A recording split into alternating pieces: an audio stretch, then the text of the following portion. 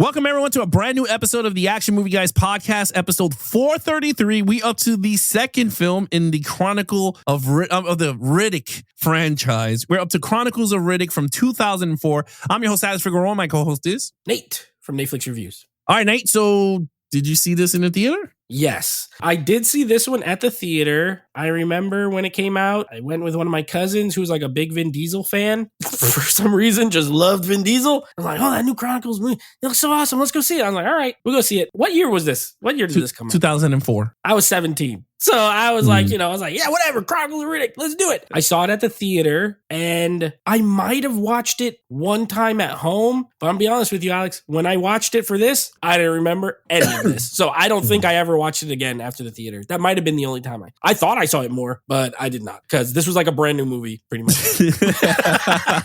I mean, maybe it's because it was a director's cut, but I don't think so. I think I didn't remember any of this, like only a little bit, like Carl Urban, like how he looks. Yeah. And Judi Dench like floating around. I remember that. And that's it. Everything else was like, okay, this is new, brand new to me. Well, guess what? It was brand new to me. Okay, you've never seen it. I never seen this movie. So I sat down, I popped it on with my wife, which she saw it. So I was just like, okay. And I can't wait to talk about this movie. Did she like this movie before you watched it? She said she wasn't a fan of it. Okay. Certain things about it she didn't like, but rewatching it, she now understood why she never went back to watching it ever again. So she wasn't a big fan. She wasn't a big fan of it. Okay. No. But she does get excited. Like she's really looking forward to the brand new one, which they released. I think supposedly they released photos. Yeah, I think they're working on it currently. Yeah. It's like Riddick Furiosa or something. Furiosa. Something like that. Oh my God. Okay, so let's talk about financials here because I never seen this flop before. And you're going to laugh. Weird. The budget is $105 million. Worldwide, it made $115 million. It only grossed $10 million. Right. Now, I will say, because I did some research. Truth be told, for all the listeners, we didn't record the other week, but I had done some research back when I watched this the other week.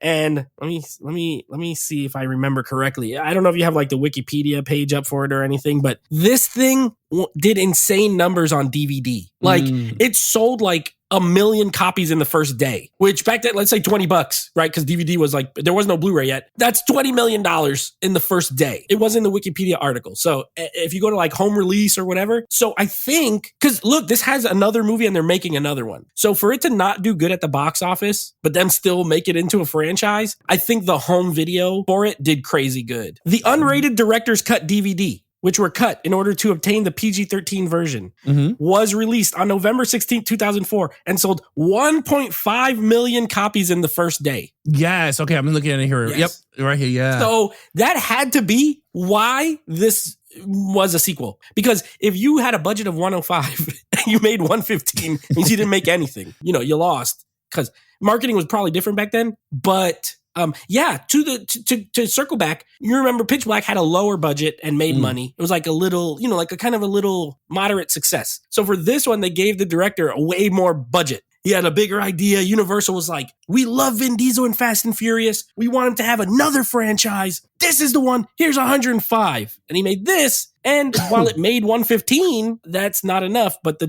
unrated DVD did crazy. Well, the crazy thing is I'm just going to read a little bit more into this thing. Yeah. So now this is from the Wikipedia, The Chronicles of Riddick, 2004. This says there were 3 versions of the film. The theatrical cut, which was the PG-13, the director's cut, which is the unrated. Both are available on DVD. And the third version, a mix of the two assembled for television viewing, which has some, but not all, of the added footage from the director's cut. For instance, the minor subplot in the director's cut of Riddick's vision, as well as his moments with Toombs' second in command, are both absent. But in the ending from the director's cut is present. So yeah, so wow, the DVD has 3 versions of the film. Yes. Yeah. So and a lot of people bought it. Yes, and a lot of people brought it. So all right, so we got the financials here. You guys got it from Wikipedia. So what did the audience and critics have to say about this movie? Well, not great. Well, the audience score is not like the worst. I'll start there. Audience score is only down 12% from the first movie, so not a huge drop. It's still a 65 this actually has a fresh score with audience, 65. Critics, though, it took a little bit of a tumble, 31% down. This has a 28% critically. So critics did not enjoy as much as Pitch Black. Audiences also didn't enjoy it as much, but they were less harsh. Like, this movie has some fans. I don't know who they are, but it has some fans. I mean, that's a lot of fans. But 65% is not bad. And no, it's not bad, but the movie still bombed, like in the box office, which is, I mean, maybe they saw that unrated DVD and they were like, "This movie great." Let's go back and change this is amazing. I should have saw it on the theater watch. Unrated. I guess maybe. All right, well, let's talk about it because I really want to talk about this movie because it's very interesting. Yeah. All right, so Vin Diesel's back. Yep. As your boy Richard B. Riddick. Richard B. Riddick. I can't believe that's his name. Yeah. Richard. I don't even know what the B stands for, but his name is Richard B. Riddick. Beatrice. Richard Beatrice Reddick. Bin like Vin. Richard Bin Reddick. All right. I think I gave him a 4 in the first movie if I remember correctly. I think so. I didn't like him as much in this movie. I don't know why. He's similar, but like I feel like in the first one he was like you didn't know if he was bad or good. He was kind of the reluctant hero. And then he turns around and he ends up, doing the heroic thing. And I liked that. Here, we know now we're following him as the hero character. So that mystique is kind of gone from him. And so now we're just dealing with like, I don't know, let's say like Wolverine, right? Where he's like not an anti-hero, but he don't care. He does what he wants and he's tough. But I don't know. I feel like his dialogue in this movie is not that good. The only parts that were interesting was when he finds the girl again, the one that pretended to be a boy in the first one. Now she's hot in this movie.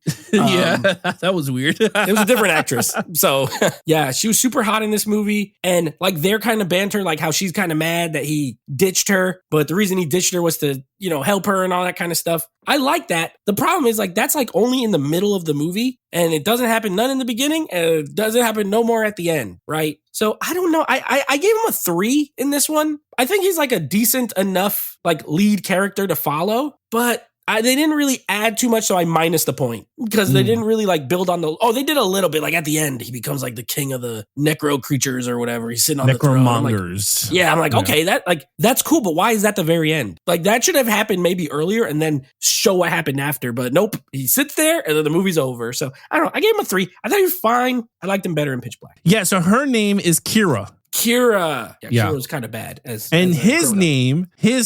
name his full name is Richard Bruno Riddick. I don't like that. I like Beatrice is better. I like that name way Bruno. better. Bruno, I don't know, whatever. I guess if he's Spanish, it would have been Bruto. Or that's Encanto. We don't talk about Bruno. We don't talk. That's why his name is just B, because they don't talk about it. Call him B. All right.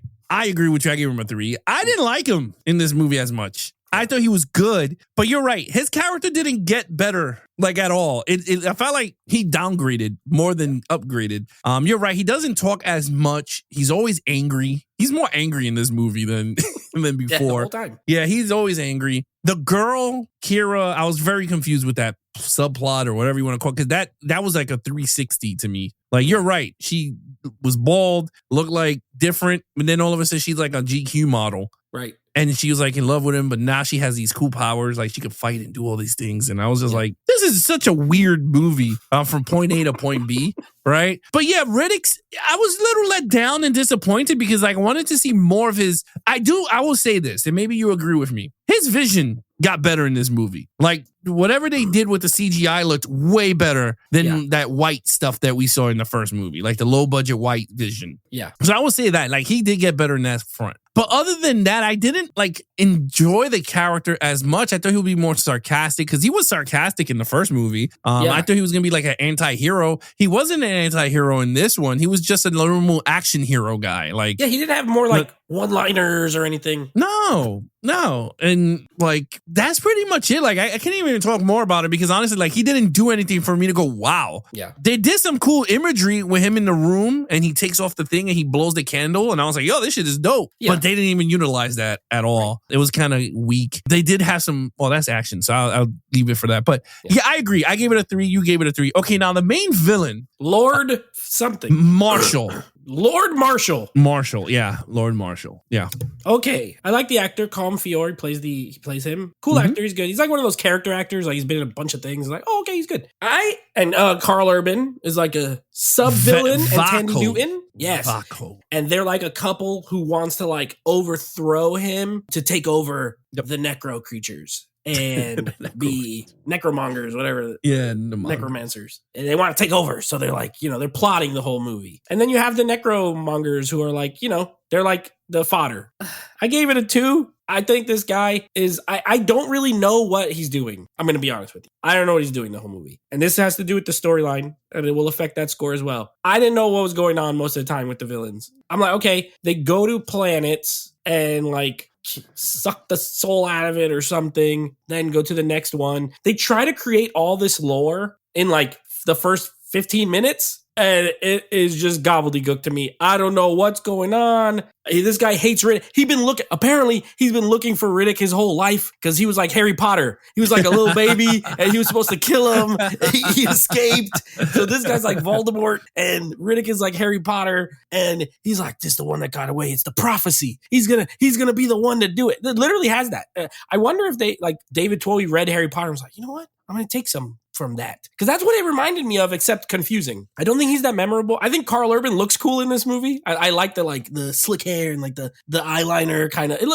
I like the way they look. But Riddick tears through these guys like a hot knife through butter. They're not that formidable. They fight at the end. He beats them. And then he becomes the king. So I gave him a 2. I don't think it's the worst. Like, it's not like comically bad. Yeah. But it's not good. So, and then you have like when they're in the jail, you have like all those guys that are like those villains, and the guy who's always trying to catch him, and he's always getting like outsmarted, first in the ship, then in the jail. And I'm like, it's just like a filler. It was like a lot of filler people who were just there to like get in the way, but not really stop him from doing it. Okay. I gave it a 1. I knew it. I saw it. Yeah, you hit it on the head. I did not know what the hell this villain was about. And you know what's funny? This plot of this movie, which I know it goes down the storyline, but it comes with the villains too. Yeah. It felt, you said it right. It's very Harry Potter, but the thing is, it's very generic. And it felt very Star Wars. Right? Like they suck the resources and try to kill all the humans of the universe. That's pretty much that they're trying to do. They go to universe, try to kill everybody off. Very like Star Trek-y too. Like, and I'm be honest, there's better movies and series that did it better than this movie because it was all over the place. It was so many subplots and so much. But again, that falls under the storytelling. But in terms of the character, this Lord Marshall, right, has the power to become a human and manifest into a ghost at times, and he could put his hand through and phase and take your heart and like suck their soul out. And suck souls and. Yeah. Honestly, it looks cool on paper, but the execution sucks ass because I'm like, this character is not good. Kurt Urban's character, I liked him, but again, he needed Riddick to kill his father, or whoever the hell it was. I do not like the chick actress. Oh, Tandy Newton? Yeah, I'm not. She's a good actress. Yeah. Just don't like her. Like, I'm just not a fan of her. Yeah. Like, I was just like, I felt the same way when I saw her in Solo and I saw her in Mission Impossible 2. And I'm not too crazy about her. But in this movie, she's just useless. Very useless character. The villains were all useless. Even the army. Yeah, he's a one-man wrecking crew. He like doesn't even have help. He does everything by himself. Exactly. Yeah. The army sucks. So, to be really honest with you, I was very disappointed. For a sequel that you're thinking more money, more stuff, I feel like it's like that damn Jay-Z song, more money, more problems, or Biggie, whoever the hell says it. Biggie says it. More money, more problems, because, geez, I was just like, man, I never seen a sequel that fell so hard from the first movie. No, you said it right the first time. This movie definitely has more money, more stuff. It's got a lot of stuff. More money. Let me tell you, there's a ton of stuff in this movie. A lot of stuff. But it's stuff. No, you're right. I mean, you gave it a 2. I gave it a 1. Action scenes. Okay, guess what? This movie has way more action than the first movie. This is like an action movie more than Pitch Black. Pitch Black has some action. This has a lot. Here's my problem with it. Let me give you my score. I gave it a 3. A lot of it, I think it's filmed well. Like I think, it looks fine. but I don't know if it was just me or if you'll agree, but it was so repetitive. I feel like I watched the same action scene 11 times, just like the background was different. Like when they're in the jail, then they're outside the jail in the rocks, then they're in the castle, then they're in the apartment or wherever the houses, wherever they were at the beginning. Then they're in and he tried, like you said, the candle scene. He did try to do some stuff. And that's why I gave it a 3 and not lower, because it looks mostly good. I just found myself by the end being bored during the action scenes, which is not really what you want. But I'll give it credit for the most part, looking good and having a lot. Like there's a lot of action in this. Like it's, if you were disappointed with Pitch Black, this one is like, okay, at least this has a lot of action, but it's just kind of repetitive for me. So I gave it a 3. All right, so you're going to be the nice one in this review because honestly, I gave it a 2. Okay. You said everything. It is very repetitive, very CGI heavy. Scenes that I personally believe I would have cut out in the editing room that did not need to be in it. Like the scene that they were going through the whatever on top of the Mars and they trying to run away from the sun or whatever. That's like burn them. And they exploding, and then he did this stupid thing with the water, and then he did a rope move and took her. And you see, now you know what I'm talking about because that looks so stupid. Yeah. And he had the sunglasses on, and I was just like, this is really horrible. Yeah. Like really, really horrible. No memorable fighting. Like honestly, Pitch Black didn't have much either. But that's saying much, right? Like even like you see the sequel, there's not much. Like I said, the best part of the movie, to be really honest with you, is when they go to that to Keith Davis's house, and they're trying to confront him, and he turns off all the lights, and you can see his vision, and he's punching dudes out. Like that's the best part to me. The ending fight between him and Lord Marshall was kind of whack. It was really whack. Like it was not good at all. Like I did not enjoy it. I didn't like it. I was just like, this is like, I felt like they put so much eggs in the CGI. Like we got to make this thing look so much good and forgot about the damn plot of the movie and try to make it good. I didn't like it. I wasn't entertained by the action as much. They had some cool parts. Actually, I'm not going to lie. I did like the prison with Kira when she fought the dude. I thought that was really good. And I was like, man, they should do more Kira and Vin Diesel's character and Riddick together, but then they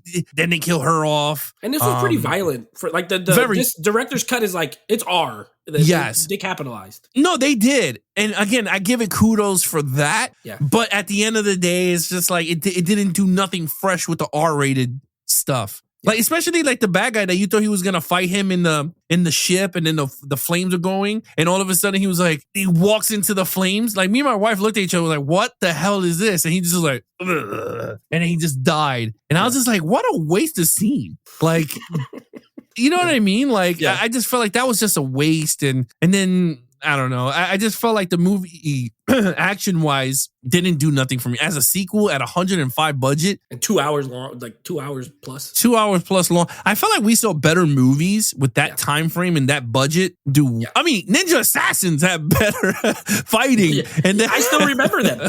And we watched that weeks ago. A month ago. I don't even remember. Fighting in the shadows. I love that. And then the stupid 3,000 ninja swords coming at you. A ninja, what is it? Ninja stars. Yeah, they're coming at you. Yeah. I wouldn't mind that. But yeah, in this one, I think it felt very flat. So 2 for me, 3 for you. Okay, storyline. Okay, I'll probably, seeing where this is going, I'll probably be the nice one again. But I'm going to tell you why. I did not give it a 1. I gave it a 2.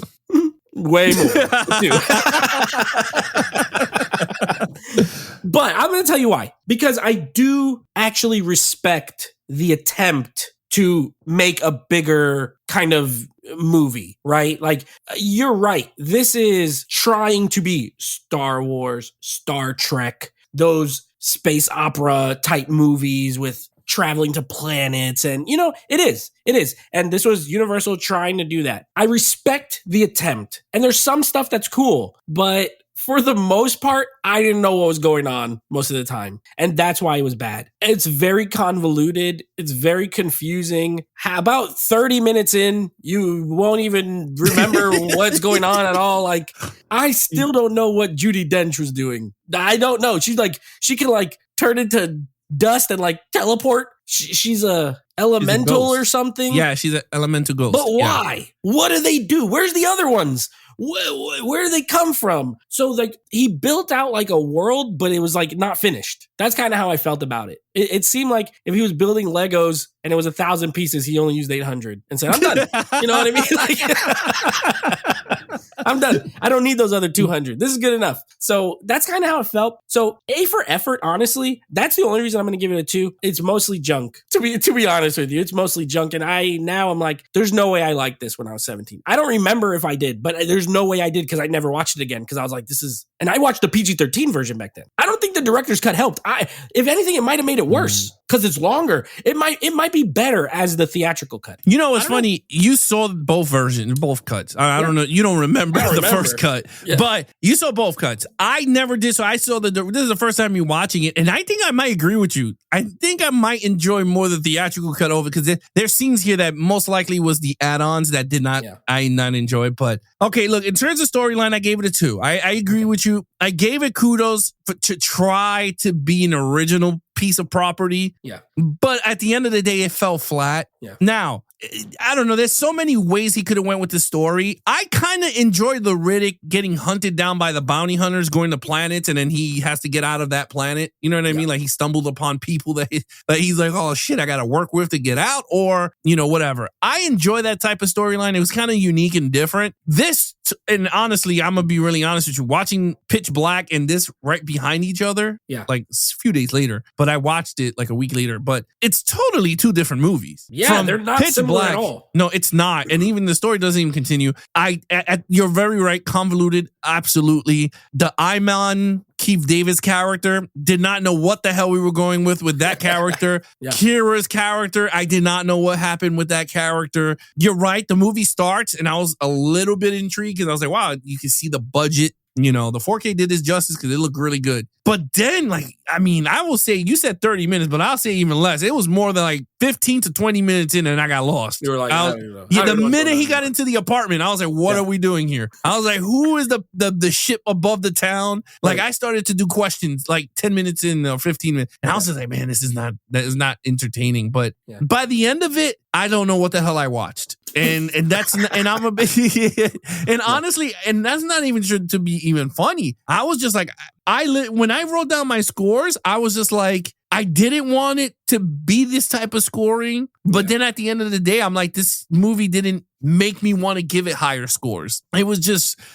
really out there. And I did not even, I'm going to be honest, I did not enjoy this movie. I enjoyed Pitch Black more and I didn't give it much a score, but at least I could watch that one more than this one. This one was just such a blah movie. This reminded me of, oh man, I know you're going to laugh, but this reminded me of Mummy 3.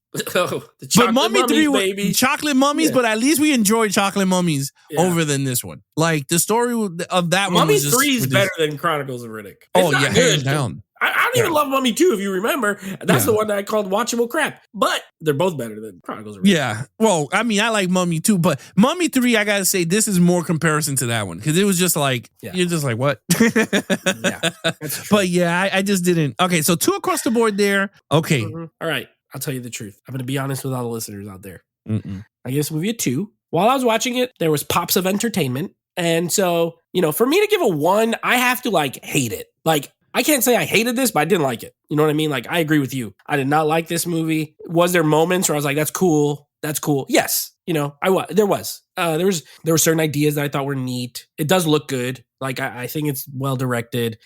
I don't think it's well written, but I think it's well directed. So on a technical level, there's quality to it that I liked. And that's the reason it gets a 2. But I'm gonna be honest with you, as soon as this was over, I actually got rid of this movie. I don't even know it anymore. I bought the 4K when it came out because I knew we were doing this, and I already had Pitch Black, and I do remember Riddick. So this one was like, well, you know what? Let me just get it. And I traded it in. I don't have it anymore. So it's one that I'll never watch again. I actually have the theatrical cut digitally. So if for any reason I need to, I'll watch that one. But I can't imagine. I mean, unless I'm dating someone and they're like, I love Vin Diesel. You want to watch Chronicles of Riddick? I'll be like, I got it on Vudu. I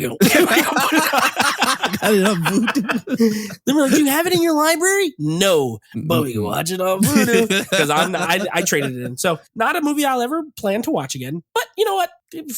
It was crap. It was crap. It's confusing. It's crap. Okay, so normally I bet a lot of people expect me to hit it with the 1. I'm not going to give it the 1. I gave it a 2 for a decent film. I enjoyed some of the aspects of the movie. Like, I do enjoy the character Riddick. I did enjoy some of the gimmicky stuff. I did enjoy. I'm not going to lie. I did enjoy the eye vision in the dark. Yeah. You know, so I did get stalkered with the flames at first when I was like, oh my God, they got to outrun this. But then it just got too comical throughout the movie because they just kept replaying the same thing. So I was like, this kind of sucks. But at the end of the day, I just did not like it. You're right. Judi Dench plays a ghost creature that we only see one of. Right.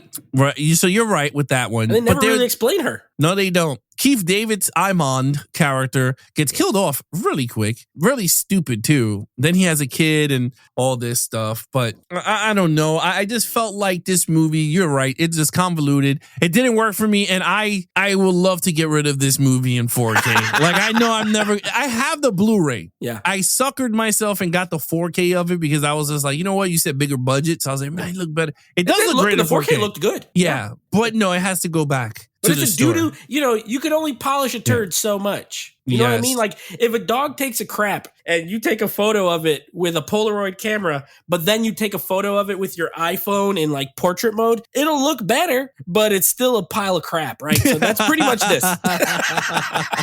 That's the 4K of Chronicles of Riddick. I agree. I totally agree. I did not like this. And I bet there's people listening to this podcast that are fans of this movie. Yeah, probably mad at us. And that's okay. Yeah, they might be like, you know what? You guys are fucking dumb. But he's awesome. He has little knives. He's bald. Necromongers. The necromongers. Like, again, if you enjoy this movie, kudos. I give you a lot of respect. But at the end of the day, my verdict, for the first time watching it, this is a piece of crap. I would never watch this movie again. It's not good at all. So with that said, Nate, what is your total points? A 12 out of a 25. Well, mine is a 10 out of a 25.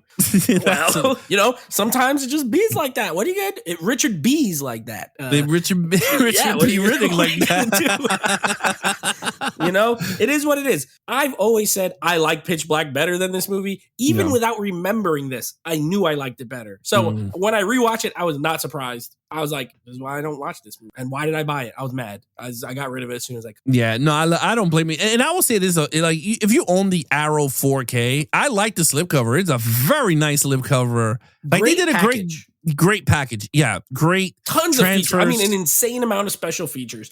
3 cuts. Like, it has director's cut, theatrical cut, and then like an alternate aspect ratio. Like, cool. If you love this movie, get that. But only if you love it. Because if you don't, just get like Alex and get that little 3-pack that has all 3. You'll be fine. Yeah. I mean, the transfers on the 3-pack Blu-ray not that good. But at the end of the day, if you want it in your collection, I will opt out for the Blu-ray and don't spend $49 on it. It is expensive. Whatever it costs. It's not worth whatever it costs. Yeah, I totally agree. Anyway, Nate, what is coming up next on the podcast? Oh, all right. Well, next up, we're continuing on with Chuck Norris month. 3 movies I've never seen. This next one will be The Delta Force, arguably his most famous. It's like this and Missing in Action. Those are like the 2 that I always hear. So we'll be covering that. And then we'll be wrapping up the Riddick trilogy as it is right now with Riddick, just called Riddick. And I'll give you a little sneak preview, Alex. Riddick is way more like Pitch Black than it is like Chronicles. So do with that what you want.